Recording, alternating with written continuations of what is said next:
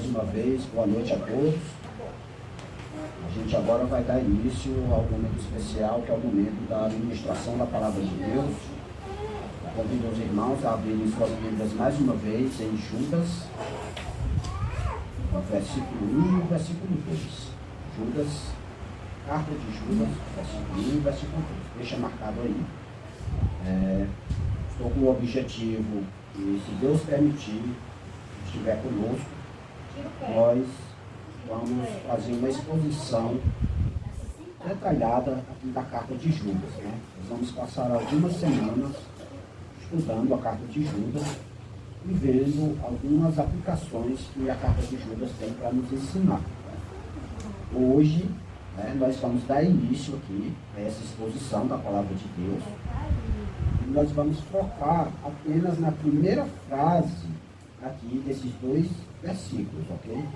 A gente vai ficar apenas no primeiro versículo e no seguinte a gente vai dar continuação a esta saudação de Judas. Mas antes que a gente dê início a ver aqui o texto de forma detalhada, eu gostaria que os irmãos entendessem que tipo de texto nós estamos lendo, ok? Como vocês sabem, a carta de Judas, ela é a palavra de Deus, assim como qualquer outro texto da Bíblia. Ela é uma das menores cartas das Escrituras. Na realidade, ela é a quarta menor carta, certo? Ela só perde para a carta de Filemon, para a segunda e terceira João, certo? Ela é uma das menores. Isso não significa que a carta de Judas ela seja menos importante do que os demais livros. Ela é menor em tamanho, ok? Ela é menor apenas em tamanho, mas em importância ela tem o mesmo valor do que os demais textos. Porque, como diz o apóstolo Paulo, lá em 2 Timóteo, capítulo 3, versículo 16, toda a Escritura é divinamente inspirada e proveitosa para ensinar, para redarguir, para corrigir, para instruir o homem de Deus, para que o homem de Deus seja perfeito e perfeitamente instruído para toda boa obra. Sendo assim, entendendo que a carta de Judas ela faz parte desse cânon sagrado, desse conjunto de livros sagrados, a gente entende que a carta de Judas ela é importante para o nosso crescimento espiritual, para o nosso aperfeiçoamento espiritual. Ok? Então, outra coisa que eu gostaria de falar para vocês inicialmente é que a carta de Judas, como o nome já diz, ela é uma carta, ok? Então ela deve ser lida como uma carta. Ela tem um remetente, ela tem os seus destinatários e ela tem o seu conteúdo. E ela deve ser lida como uma carta. A Bíblia, ela contém 66 livros diferentes. Cada livro tem suas características, a sua própria característica literária. A característica literária aqui de Judas é que ela é uma carta, ok? Mas ela possui também outra característica. Ela é uma carta que se aparenta muito como um sermão, ou seja, é uma carta que parece ser muito uma pregação. Isso significa que ela vai trazer para nós algumas aplicações diretas para o nosso dia a dia e ela vai trazer um estudo sobre um determinado assunto, sobre um determinado tema. Né? O tema da carta de Judas são aquelas pessoas infiéis, aqueles ímpios que se infiltraram no meio da igreja e, por conta de estarem infiltrados no meio da igreja, estão prejudicando a igreja de Deus. E esse é o tema da carta de Judas. Só a termos de curiosidade, já no segundo século, esta carta ela já era considerada, de forma geral, pela igreja, como palavra de Deus. Okay? Nós sabemos disso porque ela está contida no chamado cânon muratoriano, né? Ou cânon de muratório. O que é isso? Isso é um documento que foi achado, né? É uma Bíblia, é um Novo Testamento que foi achado, e que ele é datado, né? A data da sua escrita é ali por volta do ano 170 depois de Cristo, ou seja, segundo século. A carta de Judas, ela está contida nesse achado, nesse fragmento, né? A a gente chama de fragmento porque o cânon muratoriano ele não está completo, está faltando o início, do livro, né? Mas nesse cânon muratoriano nós já temos uma lista dos livros do Novo Testamento, e Judas está incluso nesse livro. Judas também ele foi citado por um grande teólogo da época, né, do segundo século, como Clemente de Alexandria e Orígenes. Né? Orígenes também um grande teólogo, né? Alguns consideram ele um herege, mas ele foi um grande filósofo, um grande teólogo da época dele, e ele já citava a carta de Judas como sendo inspirada por Deus, como sendo palavra de Deus. Okay? Só a título de curiosidade.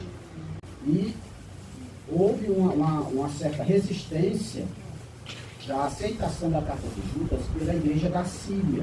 A Síria ela só veio aceitar a carta de Judas como palavra de Deus, como pertencente ao cânon sagrado, por volta do VI século.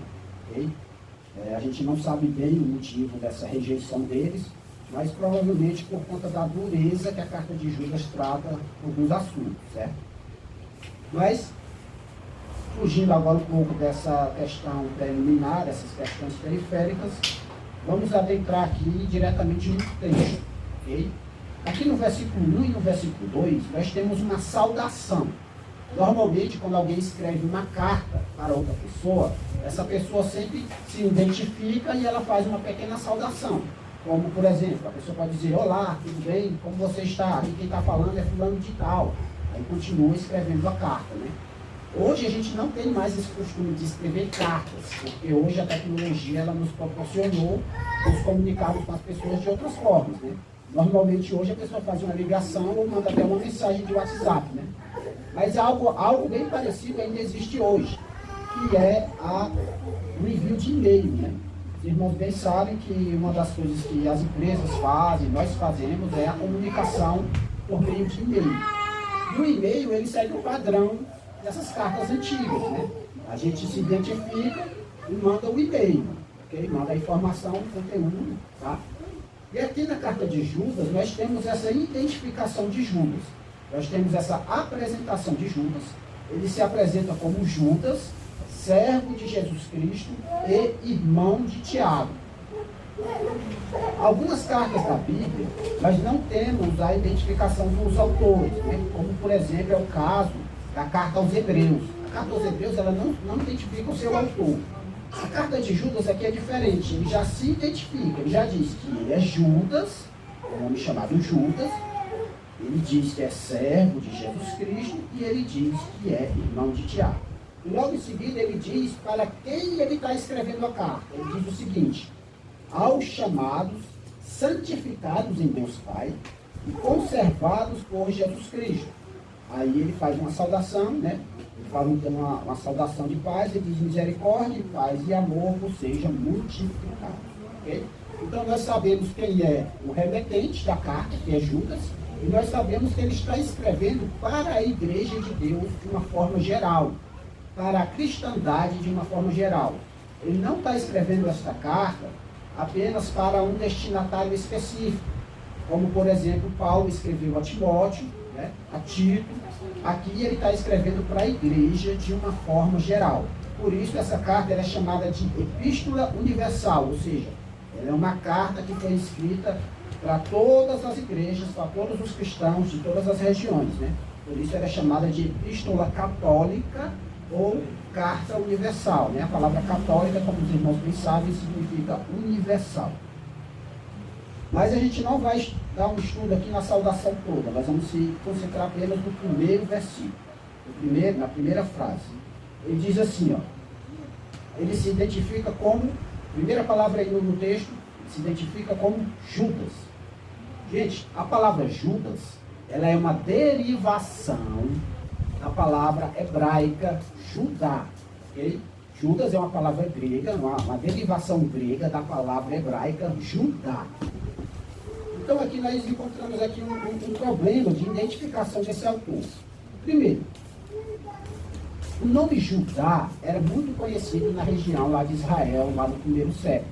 Okay? Então o nome de Judas seria um nome muito comum e muito popular. Só entre os discípulos, para vocês terem uma ideia, a apenas entre os 12 apóstolos, nós temos dois Judas, que é o Judas Tadeu e o Judas Iscariotes. Durante no Novo Testamento, de uma forma completa, nós encontramos 6 Judas, ok? São 6 pessoas que são denominadas de Judas. Um é o Judas Galileu, que ele é mencionado por Gamaliel, lá em Atos, capítulo 6, capítulo 5, versículo 37. Gamaliel cita esse tal de Judas o Galileu, que era um revolucionário, alguém que se levantou contra o domínio romano, né? Alguns acreditam que esse Judas Galileu ele seja o fundador da seita dos Zelotes.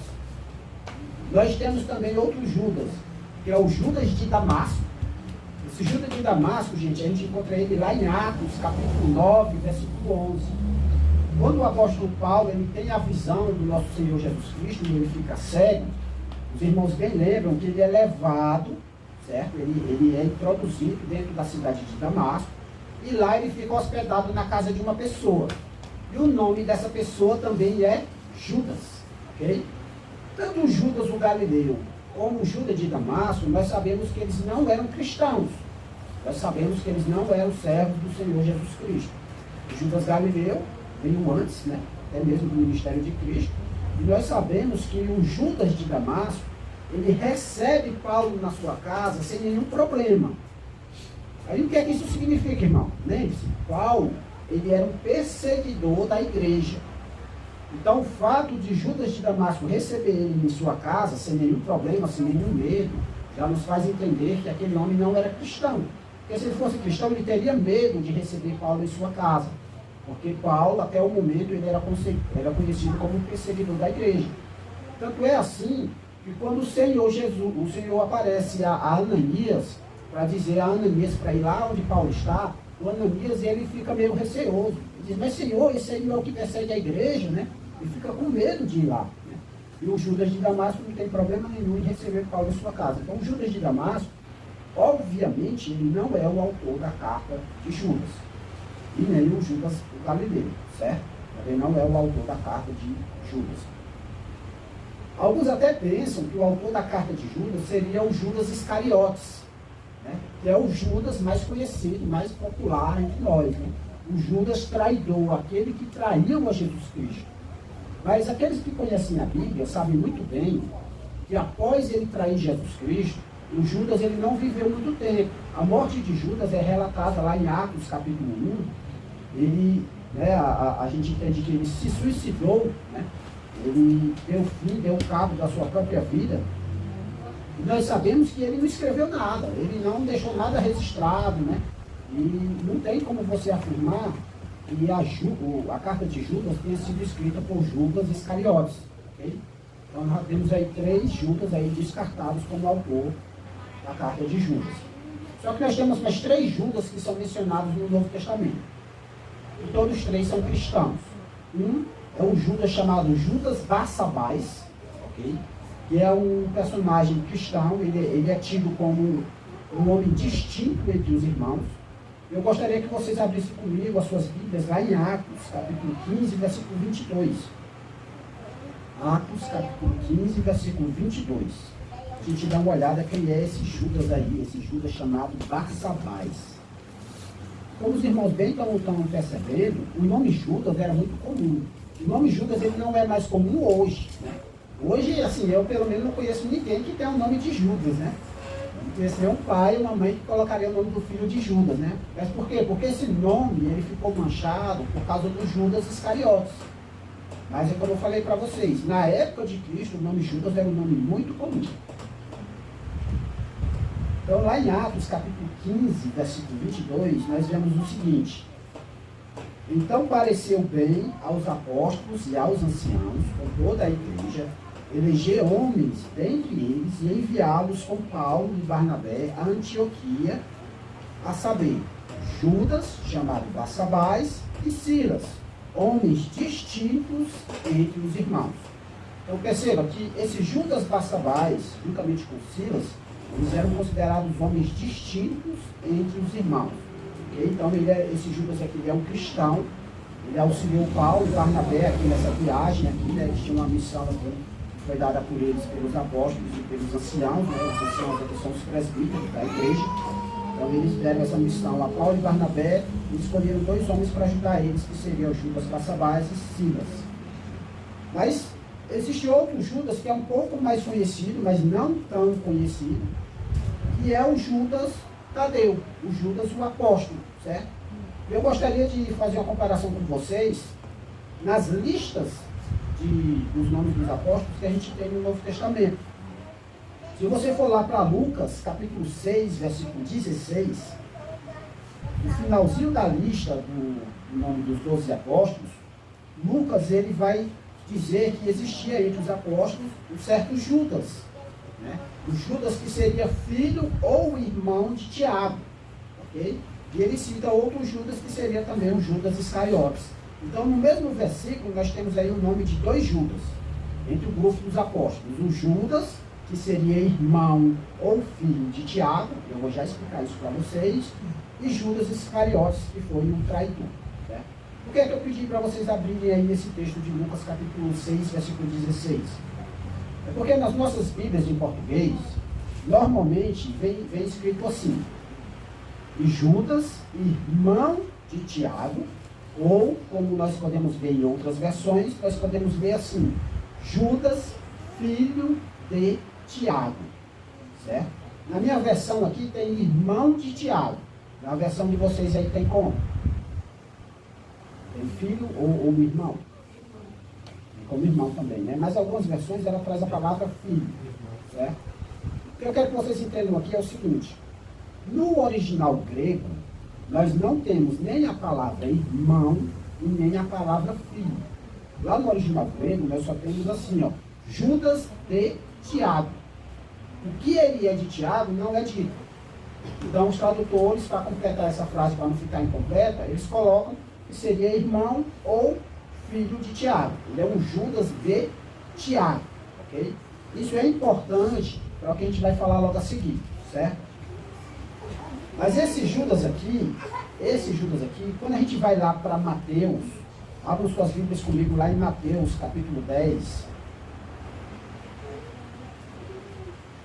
E vamos ver lá como é que ele é identificado pelo apóstolo Mateus. Eu estou fazendo toda essa caminhada com vocês, irmãos, só para vocês perceberem como que uma palavra na Bíblia, nós estamos aqui em apenas uma palavra do primeiro versículo de Judas, que é a palavra Judas. Como uma palavra na Bíblia, ela tem uma ampla informação e a gente precisa estudar, que a gente precisa se aprofundar e assim entender algumas questões que a palavra de Deus nos traz. Tá? Então a gente está fazendo aqui esse meio que esse CSI aqui, né? Procurando saber quem é esse Judas que escreveu essa carta. Ok? Mas vamos lá para Mateus. Capítulo 10. Mateus capítulo 10. A partir do versículo 2 diz assim, ele vai relatar aqui o nome dos apóstolos. Ora, o nome dos 12 apóstolos são estes. Primeiro, Simão, chamado Pedro, e André, seu irmão. Tiago, filho de Zebedeu, e João, seu irmão. Filipe e Bartolomeu, Tomé e Mateus, o publicano. Tiago, filho de Alfeu, e Lebeu, apelidado de Tadeu. Simão, o cananita, e Judas Iscariotes, aquele que o traiu. Gente, aquele Judas que é mencionado lá por Lucas, aqui em Mateus ele é chamado de Lebeu, e é apelidado de Tadeu.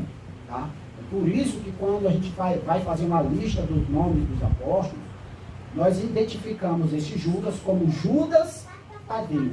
Okay? Para diferenciar do Judas Iscariotes. Ok? Vocês estão entendendo aí, né? Percebendo? Então, entre os apóstolos, além do Judas Iscariotes, nós tínhamos outro Judas, que ele é chamado de Judas Tadeu, né? Ele é chamado de Lebeu ou de Tadeu aqui em Mateus, mas nós o chamamos de Judas Tadeu porque a gente faz uma ligação entre a lista dos apóstolos mencionada pelo apóstolo Mateus e a lista dos apóstolos mencionada pelo médico Lucas, tá? A gente faz essa ligação entre essas listas e a gente percebe que alguns nomes são diferentes. Esses nomes diferentes, eles podem ser identificados, né? E a gente consegue identificar ele como o Lebeu e o Tadeu. Então, nós temos aqui mais um Judas, que é cristão, esse aqui é até apóstolo, né? que é o Judas Tadeu, como um dos candidatos a serem aqui o Judas mencionado na carta de Judas, certo? Mas existe, gente, também outro Judas que também é mencionado na Bíblia. E eu gostaria de abrir a Bíblia com vocês lá em Marcos, capítulo 6, versículo 3. Por favor, irmãos, abram suas Bíblias lá em Marcos, capítulo 6, versículo 3. Vamos ver o que é que diz lá. Olha o que diz aí a palavra de Deus. Diz assim: não é este o carpinteiro, filho de Maria, irmão de Tiago e de José, e de Judas e de Simão? E não estão aqui conosco suas irmãs? E escandalizavam-se nele. Lá em Mateus, capítulo 13, versículo 55, nós temos um versículo que fala a mesma coisa, certo? Então, observe, no meio aqui dos irmãos de Jesus, isso mesmo que vocês ouviram, Jesus ele possuía irmãos e irmãs, tá? No meio dos irmãos de Jesus, nós temos um homem também chamado de Judas, ok? Nós temos aqui no meio dos irmãos, aqui nós temos Tiago, José, Judas e Simão. São 4 homens que são mencionados aqui na Bíblia como irmãos de Jesus. Alguns vão dizer que eles só eram meio irmãos de Jesus, filhos apenas de Maria, ou filhos apenas de José, né? Depende aí da interpretação de quem vai ler. Mas o fato é que eles eram irmãos de Jesus, beleza? Eu acredito que todos eles são filhos de José e de Maria. Por que eu acredito nisso? Quando a gente vai lá para Mateus, capítulo 1, versículo 18 ao 25, quando a gente vê o relato do nascimento de Jesus, e nós vemos lá, no versículo 25, que o apóstolo Mateus ele diz assim, ó, falando de Maria, né? Vou ler 24 e 25, aqui bem rapidinho para os irmãos. Diz assim, ó, e José, despertando do sono, fez como o anjo do Senhor lhe ordenara, e recebeu a sua mulher. E não a conheceu até que deu à luz seu filho. Aí a palavrinha muito importante, que algumas versões da Bíblia não tem, mas as versões que são baseadas no texto recebido, ela tem. Ela diz assim, ó, não conheceu até que deu à luz seu filho, o primogênito, e pôs-lhe por nome Jesus. Então aqui esse texto, baseado no chamado texto grego, o texto recépito, ele diz que Jesus ele foi o primogênito ali do casal José e Maria. Isso significa que houve outros filhos após ele. Isso é só um raciocínio lógico. Após o nascimento de Jesus, houve outros filhos. Se Jesus era o primogênito, se ele era o primeiro, é sinal que houve um segundo, um terceiro, por aí vai. E lá naquele texto que a gente acabou de ler, lá de Marcos capítulo 6, versículo 3, nós vemos que lá é relatado que Jesus tinha irmãos. Irmãos, voltando aqui para o texto da carta de Judas, nós temos aqui o seguinte: um homem chamado Judas. Este homem, ele é cristão, ele é servo de Jesus, como diz aí a carta. Então, daqueles 6 nomes, nós já descartamos 3 que não são cristãos, nós ficamos com 3. E nós temos aqui também dizendo que ele é irmão de Tiago. O Judas Barsabás, ele não é identificado em nenhum momento como irmão de Tiago ou parente de algum Tiago. Então nós ficamos com 2 Judas. O Judas apóstolo, chamado de Judas Tadeu, que é o Judas de Tiago. E nós temos também o Judas, irmão de Jesus, e este sim é identificado como irmão de um Tiago, porque veja que o relato dos irmãos de Jesus, lá no meio tem o Tiago, né? Que Tiago é esse? Abram comigo, irmãos, as suas Bíblias, lá em Gálatas, capítulo 1, versículo 19. Gálatas, capítulo 1, versículo 19.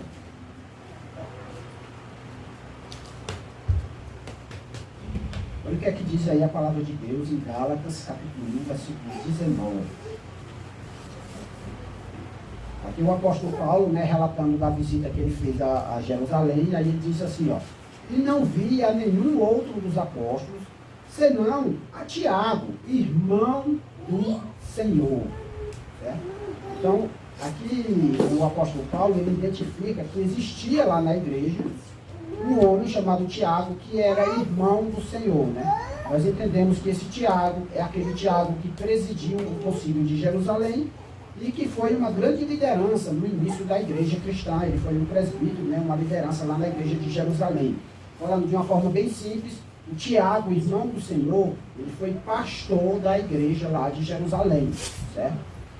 E quando o autor da carta de Judas, ele diz assim, ó, Judas, servo de Jesus Cristo e irmão de Tiago, ele pressupõe que quando ele fala que ele é irmão de Tiago, aqueles irmãos que estão recebendo aquela carta, já vão identificar ele como Tiago, que é conhecido na igreja, e muito possivelmente seria o Tiago, irmão do Senhor.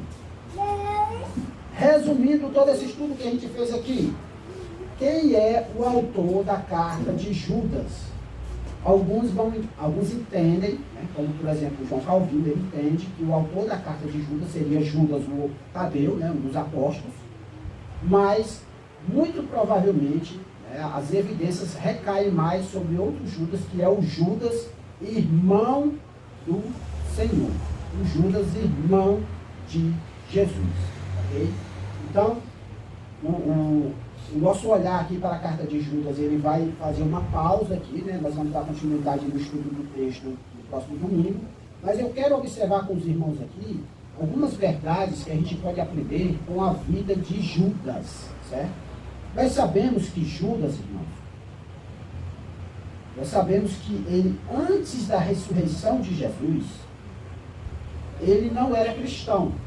Né? Lá em João, capítulo 7, versículo 5, nós podemos ver que nem os irmãos de Jesus acreditavam nele. Isso significa o quê?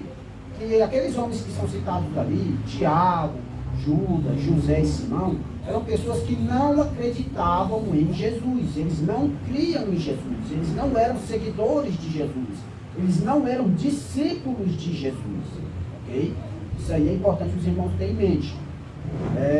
A gente não sabe muita coisa sobre esses irmãos de Jesus, a respeito de detalhes da vida deles e tal, mas a gente sabe que eles eram homens casados, tá? Nós sabemos disso porque quando o apóstolo Paulo está fazendo a defesa do apostolado dele para a igreja de Corinto, ele fala o seguinte, lá em 1 Coríntios capítulo 5, capítulo 9, versículo 5. Ele diz assim, ó, não temos nós o direito de levar conosco uma esposa crente, como também os demais apóstolos e os irmãos do Senhor e Cefas. Né? Então aqui ele está falando de um período pós-ressurreição de Cristo, né? E nós entendemos a partir desse texto que os irmãos do Senhor, eles tinham um ministério de evangelismo como o ministério dos apóstolos. Né? Eles saíam pregando a palavra de Deus de forma itinerante, né? De cidade em cidade, e eles levavam as suas famílias e eram sustentados pela igreja para fazer esse ministério. Então é uma das poucas informações que nós temos sobre Judas. E a outra, como eu já falei, é que Judas, antes de Jesus ter ressuscitado, ele não era cristão. Nós sabemos que ele se converteu aí no período da ressurreição de Cristo, entre a ressurreição de Cristo e entre Pentecostes. Porque se vocês abrirem suas Bíblias comigo, lá em Atos, capítulo 1, versículo 14, nós podemos ler o seguinte, ó. Atos, capítulo 1, versículo 13 e versículo 14. Isso depois que Jesus é assunto ao céu, ele é levado ao céu, né, lá em Atos. Aí nós temos o seguinte, entrando, subiram ao cenáculo, onde habitavam Pedro, Tiago, João, André, Filipe, Tomé, Bartolomeu e Mateus, Tiago, filho de Alfeu, Simão, Zelote e Judas, irmão de Tiago. Todos estes perseveravam na fé, unanimemente, em oração e súplicas, com as mulheres e Maria, mãe de Jesus, e com seus irmãos. Né? Aqui é uma expressão que se refere aos irmãos de Jesus. Ou seja, quando Jesus subiu ao céu, e todo aquele grupo estava reunido lá no cenáculo, né, antes do Espírito Santo descer, nós sabemos que eles estavam reunidos ali. Houve ali a escolha do substituto, né, de Judas Iscariotes, para a escolha de Matias e tal. Nós sabemos aqui por esse texto que os irmãos de Jesus, eles estavam ali presentes, agora já crentes, né, ou seja, eles estavam ali no meio da igreja, já como cristãos. Em que momento houve essa conversão, a gente não sabe. Muito provavelmente eles se converteram após ver Jesus ressuscitado. Essa é a teoria mais aceita. Tanto Tiago como Judas, eles viram Jesus ressuscitado, e aí não tem como não crer, né, meu irmão? Eles viram Jesus morto e ressuscitado depois de 3 dias. E o que é que a gente aprende, irmãos, com tudo isso? O que é que a gente traz para nossas vidas com tudo isso? Com essa informação toda que está aqui dessa pequena frase, dessa pequena carta. Primeiro, não desistam dos seus parentes. Irmãos, muitas vezes nós enfrentamos dificuldades na nossa vida, no dia a dia. E muitas vezes nós, como crentes, a gente evangeliza os nossos familiares. E muitas vezes, assim como aconteceu com Cristo, os nossos familiares não acreditam em nós. Eles não acreditam no Evangelho e não acreditam na mensagem que nós proclamamos, na mensagem do Evangelho. Muitas vezes eles olham para nós e dizem, mas não é assim não, essa aí é a sua religião. Né? Deixa eu com a minha religião e você fique com a sua. E eu acredito, irmãos, que quando a gente observa a família de Jesus, a gente pode ver isso. E os de Jesus, os irmãos de Jesus, eles não aceitaram a Cristo logo de cara. Irmão, se foi assim com o próprio Cristo, imagine com a gente. Mas nós podemos ver que após a ressurreição de Jesus, esses homens, como Judas e Tiago, eles foram convertidos e serviram a Deus de forma maravilhosa. Então, uma das coisas que a gente aprende aqui é não desistamos dos nossos parentes. Nós não podemos desistir dos nossos parentes, dos nossos familiares. Continue orando por seus familiares. Continue pregando para os seus familiares. Ah, mas eles não querem ouvir, eles têm tampado os ouvidos. Continue orando. Porque, se for da vontade de Deus, haverá um dia em que eles terão um encontro com Cristo e se converterão. Porque é no tempo de Deus. Né? Perceba que Judas, ele não acreditava. Mas após de ter um encontro com o Cristo ressurreto, ele passou a crer. Às vezes a gente não entende. Mas eu já expliquei o Evangelho de uma forma muito detalhada, de forma bem explicada. Eu já mostrei como a Bíblia ensina, bem direitinho para aquela pessoa, para aquele meu familiar, e ele não aprende, ele não se converte. O que está acontecendo? Gente, muitas vezes é porque não é o momento ainda de haver a conversão. O importante é que você faça a sua parte. Qual é a sua parte? Pregue o Evangelho. Fale de Cristo para eles. No momento adequado, o Espírito Santo vai agir e vai convertê-los. Pode ser até um momento bem tarde, mas o importante é que você não desista. Sempre há esperança. Sempre há esperança na conversão dos nossos parentes. Certo? Outra coisa que a gente aprende aqui com Judas. Seja humilde. Seja humilde. Como assim, irmão? Onde é que você vê essa humildade aí de Judas? Gente, Judas aqui, ele é o irmão de Cristo. Mas como é que ele se identifica? Ele se identifica assim, ó, Judas, servo de Jesus Cristo e irmão de Tiago. Ele não usa o parentesco de Cristo, que ele tinha com Cristo, para dar carteirada, né? Como a gente diz aí no popular, né? Gente, a carteirada, para quem não entende essa palavra, é aquela ideia daquela pessoa que é importante, né? E por ela ser importante, entre aspas, né? Ser, sei lá, um deputado, um juiz, aí às vezes ela é parada numa blitz, aí a autoridade lá da blitz, o policial rodoviário, ele vai, pede para a pessoa fazer determinada coisa, né? Que é a autoridade, está ali na blitz, né? Aí o cara que é importante, que se acha mais do que os outros, aí ele tira a carteira do bolso, tá vendo? Ó? Eu sou advogado, eu sou juiz, eu sou deputado, né? Se acha mais do que o policial, né? Por ele ser alguma coisa. E muitas vezes acontece do cara ser o filho, né? O filho de um juiz, o filho de um desembargador, né? Aí chega, eu sou filho de Cicrano, eu sou parente de Beltrano. Aí às vezes a autoridade lá acaba ficando um pouco receosa de aplicar a lei sobre aquela pessoa, que não deveria aplicar a lei da mesma forma. Só que o que eu acho interessante aqui de Judas, é que Judas ele poderia fazer isso. Ele está escrevendo uma carta, ele poderia dizer simplesmente, eu sou Judas, irmão de Jesus. Viu? Então vocês prestem atenção no que eu estou dizendo, porque eu sou irmão de Jesus. Ele não faz isso. Ele, de forma humilde, ele se coloca como qualquer outro cristão. Ele diz, eu, assim como vocês, eu sou servo de Jesus Cristo. Eu sou escravo de Jesus Cristo. Porque a palavra serva lá no original é a ideia de escravo mesmo, tá? É porque também a gente não pode confundir o escravo que a gente entende nas nossas aulas de história com os escravos daquela época, né? São coisas bem diferentes. Mas a ideia aqui de servo é essa, a ideia de escravo. Então ele está dizendo que ele pertence a Cristo. Ok? Então que a gente possa ter esse entendimento também no meio da igreja. Às vezes porque alguém é irmão de um pastor, é parente de um bispo, é filho de apóstolo não sei o quê, aí quer ser mais do que os irmãos da igreja. Não, irmão.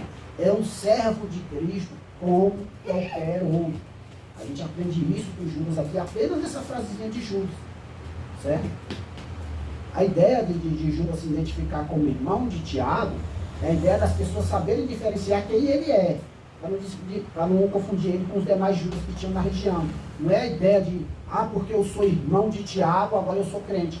Não é isso que ele fala. Tanto é que antes dele dizer que é irmão de Tiago, ele diz, eu sou servo de Jesus Cristo.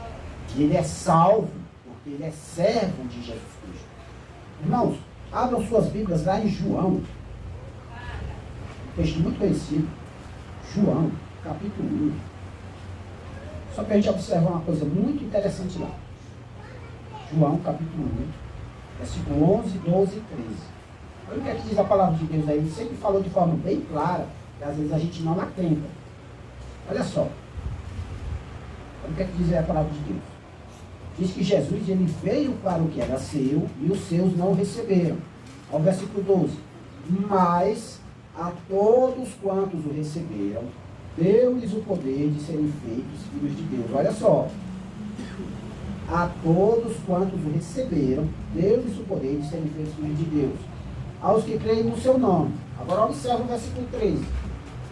Os quais não nasceram do sangue, nem da vontade da carne, nem da vontade do homem, mas de Deus.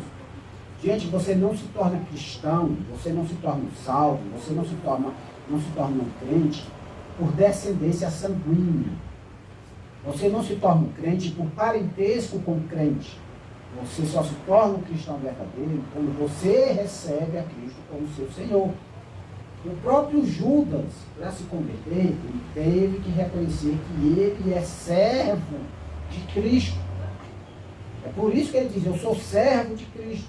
Ele poderia dizer que é irmão do Senhor, e mesmo assim, se ele não se tornasse servo dele, ele seria condenado. Porque ele tinha que reconhecer o senhorio de Jesus. Jesus como seu Senhor. É isso que as pessoas não entendem. Jesus, quando ele se fez carne, ele se fez homem como nós, mas ele é Deus. Mas é porque ele nasceu de Maria, e Maria é mãe dele, por isso a Maria está acima dele. Não. Jesus, ele se humilhou em forma humana, e nasceu da Virgem Maria, para se tornar um homem como nós. Mas Maria reconhecia ele como Senhor. Os irmãos de Jesus reconheciam ele como Senhor, porque ele é o Senhor. Né? Esse ensinamento que a gente tem, que algumas pessoas ensinam, que a gente tem que buscar primeiro a mãe para chegar no filho, não se aplica ao ensinamento das Sagradas Escrituras. Não se aplica à pessoa de Jesus Cristo. Porque Jesus Cristo, ele é o Senhor do universo. Ele é o Deus que fez os céus e a terra.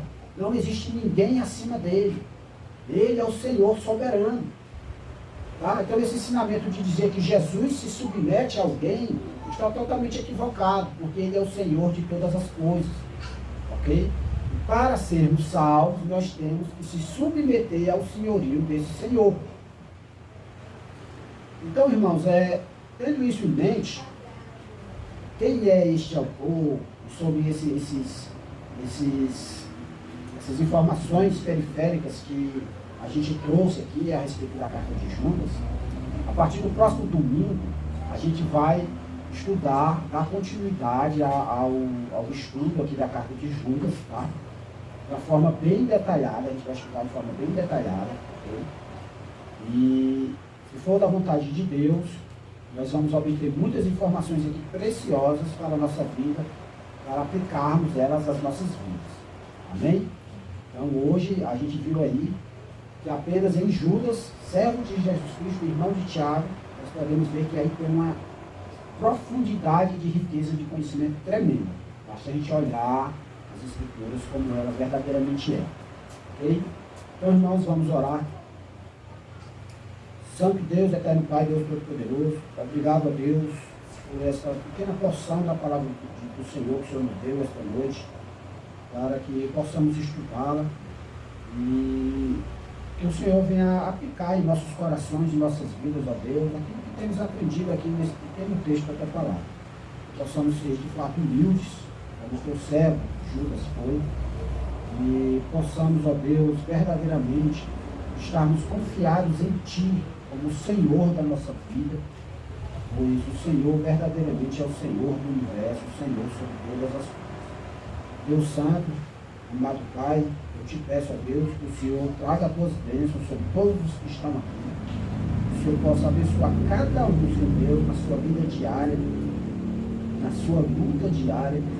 Abençoa, Deus, protege, guarda. Abençoa, Senhor Deus, desde os menores aos maiores, desde os mais novos aos mais velhos. Ó Santo Deus, vem e esteja conosco de forma presente, ó Pai, de forma poderosa, Senhor Deus, que possamos sentir a Tua santa presença, Pai, e assim sermos santificados, ó Deus, pelo Teu poder. Ó Deus, fortalece-nos, ó Pai, para não cairmos em tentação. Fortalece-nos, ó Deus, para não cairmos nas armadilhas do diabo. Fortalece-nos, ó Deus, para enfrentar a luta do dia a dia. Ajuda-nos, ó Pai, a educar os nossos filhos conforme a Tua palavra. Ajuda, Santo Deus, a trabalharmos de acordo com a Tua vontade, Santo Deus, respeitando nossos companheiros de trabalho, respeitando também, Senhor Deus, as pessoas que estão encarregadas e que estão sobre nós, ali naquelas empresas que nós trabalhamos. Ó Santo Deus, abençoa também, Senhor Deus, aquelas pessoas que trabalham no lar, pessoas que trabalham arduamente, Senhor Deus, para cumprir as suas responsabilidades domésticas, Santo Deus. Abençoa, Senhor Deus, dá saúde a todos. E mais uma vez, ó Santo Deus, eu te peço, Senhor, por aquelas pessoas que estão nos hospitais, que o Senhor possa vir, Senhor Deus, de forma poderosa e curar todos aqueles que estão passando por aquele sofrimento, ó Deus. Vem, Santo Deus, consola, Senhor Deus, aqueles familiares que estão desesperados, vendo seus entes queridos, ó Deus, doentes, ó Pai, passando por aqueles sofrimentos. Ó Deus, vem, consola, dá força àquelas pessoas para superarem as dificuldades. Santo Deus, dá força àquelas pessoas que têm passado por necessidades financeiras, necessidades, às vezes até falta de alimento, Pai. Vem, Senhor Deus, fortalece, Senhor Deus, para que não venham cair em tentações, e que possam vir a te buscar, Senhor Deus, verdadeiramente, e buscar a tua salvação através do teu Filho Jesus Cristo. Ó Deus Todo-Poderoso, obrigado por tudo que o Senhor tem feito em nossas vidas. Em nome do teu Filho Jesus Cristo, que eu te oro e agradeço, Santo Deus, por tudo. Amém.